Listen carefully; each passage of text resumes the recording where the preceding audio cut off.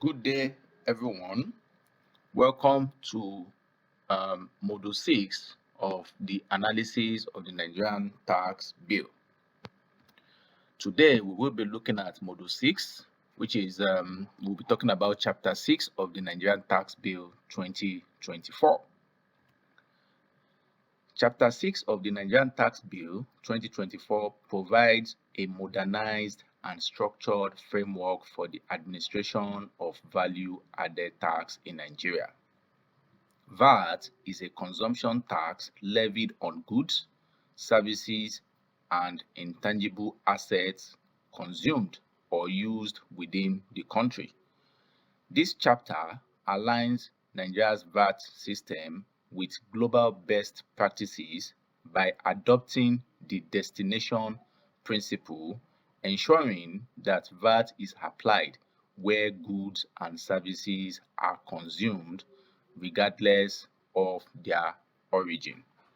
This chapter emphasizes a clear and fair application of VAT, progressively increasing the rate over time to boost revenue while minimizing economic disruption.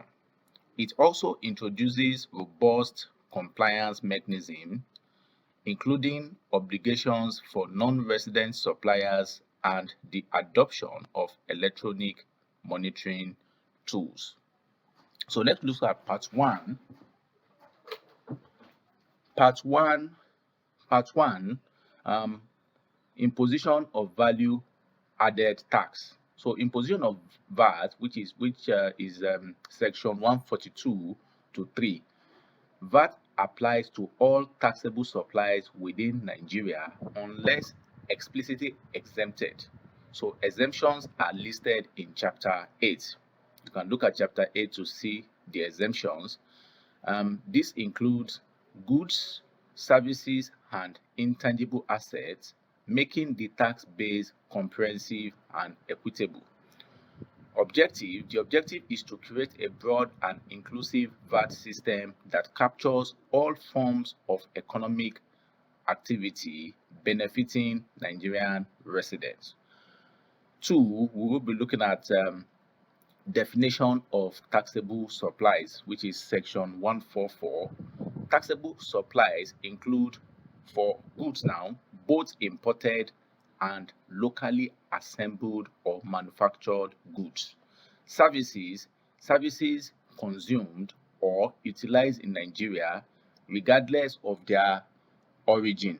So that's the definition of services, regardless of their origin.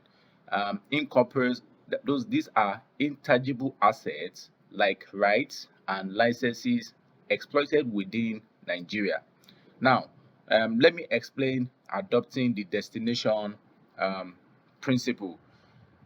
The principle ensures that VAT is charged where goods and services are consumed, enabling Nigeria to capture revenue from domestic economic activity even if the supplier is foreign. Now let's look at example of this. Now, a Nigerian company licenses software from a foreign vendor. VAT is applied because the software is used in Nigeria, aligning the system with global VAT norms. Now, time of supply, section 145. VAT is triggered when an invoice is issued, payment is due, or payment is received, whichever occurs first. For periodic services like rentals or subscriptions, each installment is treated as a separate supply. Now, let's look at purpose. To ensure timely VAT collection and avoid delays caused by deferred invoicing or payment. So this explanation has to do with time of supply, and that is the purpose of ensuring. The purpose is to ensure timely collection of VAT and to avoid delays caused by deferred invoicing or payment. VAT rate, section 146. The VAT rate is scheduled to increase progressively 10% in 2025, 12.5% between 2026 and 2029, and 15% from 2030 onward. This gradual approach balances the government's revenue needs with businesses' ability to adapt, avoiding sudden shocks to the economy. So we look at value of taxable supplies now, section 147. For Section 147, for monetary transactions, VAT is calculated based on the total transaction amount, including the tax components. For non-monetary considerations, e.g., barter or services, VAT is based on the fair market value of the consideration. The impact for this is to ensure fairness in VAT valuation, particularly for related party transactions or instances where no direct payment is involved. Value of imported supplies, section 148. The taxable value of imported goods includes the import price, additional costs like duties, transport, and insurance. The objective of this is to align the treatment of imports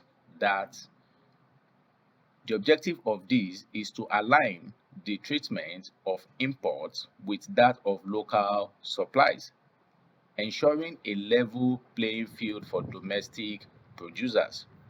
With respect to non-resident supplier now, we've talked about value of imported supplies. With respect to non-resident supplier obligation, section 149, non-residents supplying goods or services to Nigerian clients must register for VAT in Nigeria, and they must also include VAT in invoices issued to Nigerian customer. If a non-resident supplier does not collect VAT, the Nigerian buyer must withhold and remit the VAT to the tax authority.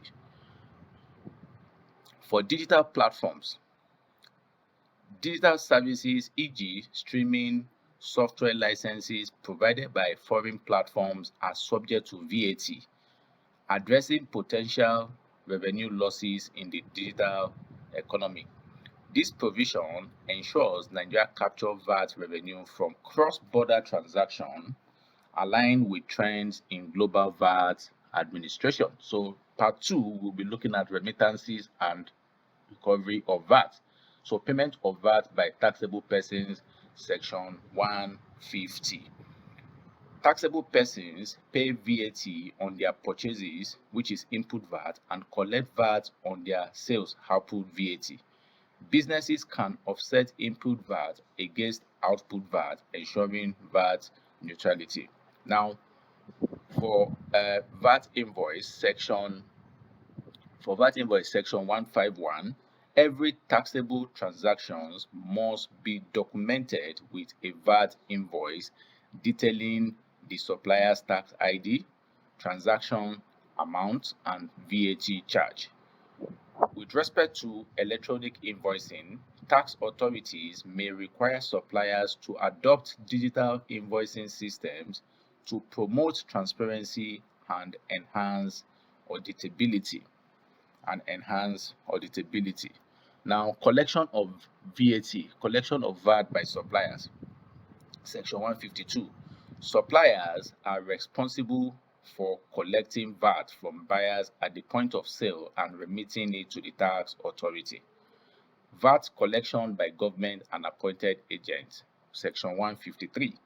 Federal, state, and local government agencies, along with appointed contractors or agents, are required to withhold VAT on payment to suppliers. With respect to self-accounting requirements, if a supplier fails to include VAT on an invoice, the buyer must self-account for the VAT and remit it to the tax authority. That is with respect to self-accounting. Now, for remittance of VAT, monthly VAT returns, taxable persons must file VAT returns and remit VAT collected by the 21st of each month. Input VAT credit. Businesses can claim a credit for input VAT paid on purchases with excess VAT carried forward or refunded. With respect to zero-rated supplies, exporters and businesses providing zero-rated supplies can request refunds for input VAT incurred on production inputs. Now, with respect to business sales or transfers, Section 155, Section 155, VAT obligations are transferred with a business when it is sold or transferred, ensuring continuity in compliance. So VAT obligations are transferred with a business when it is sold or transferred, ensuring continuity in compliance. Number 7, for fiscalization of suppliers, Section 156, taxable suppliers must adopt fiscalization systems, including electronic devices, software solutions, secure networks for VAT invoicing and data transmission. The purpose of these is to enable real-time monitoring of VAT compliance by the tax authority, reducing fraud and enhancing revenue collection. So we'll be looking at let's look at the key takeaway here. Now, the key takeaway here is destination-based taxation. So VAT applies to goods and services consumed or used in Nigeria regardless of origin, ensuring fairness and alignment with international norms. Number 2, progressive VAT rate increases.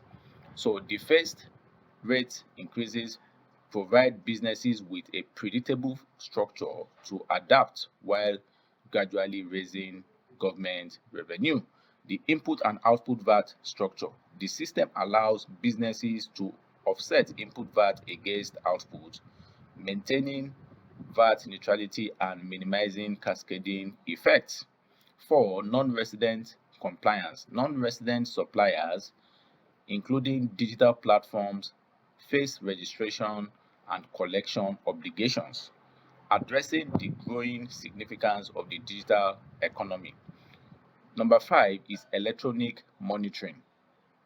Fiscalization systems enable the tax authority to monitor transactions effectively, reducing fraud and ensuring compliance. So, in conclusion, now, Chapter 6 of the Nigerian Tax Bill 2024 establishes a comprehensive VAT framework aimed at creating a broad tax base, increasing revenue, and implementing modern compliance tools. By adopting international best practices and integrating digital solutions, the chapter ensures that VAT administration is efficient, transparent, and adaptable to Nigeria's evolving economic landscape.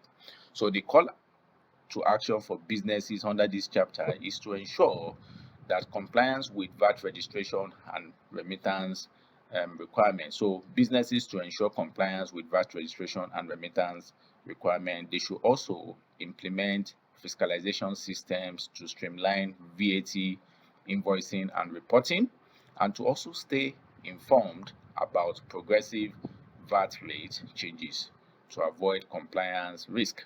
So with its robust provisions, Chapter 6, which is on VAT, Chapter 6 positions Nigeria to effectively manage VAT as a critical revenue source while supporting equitable and sustainable economic growth.